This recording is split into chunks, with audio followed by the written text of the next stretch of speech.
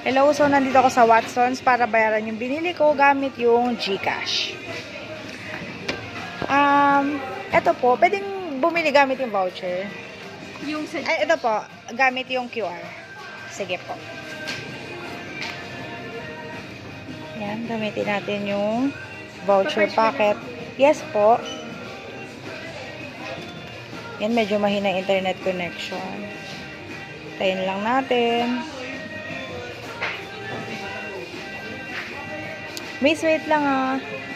Sensya na po. Medyo mahina internet ko. Ayan. Gamitin natin yung voucher nung Watch Out Wednesday.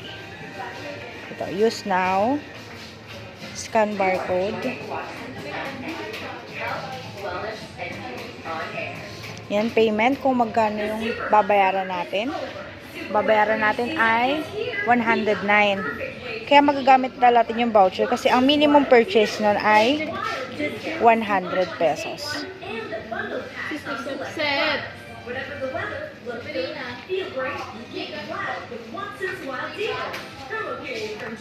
Pwede ko na i-proceed yung payment? Send ko na? Yes, 109 pesos. Next. Enter na nila yung amount? Yes.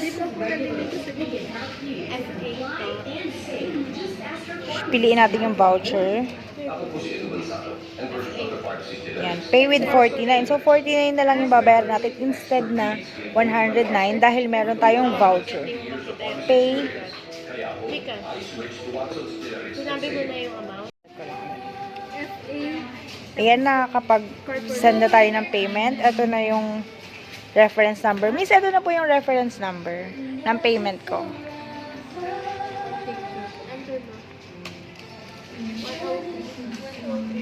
524-524-614. Okay na po. Thank you. Yan, ganun lang po kadaling gumamit ng voucher dito sa Watsons. Thank you. Thank you.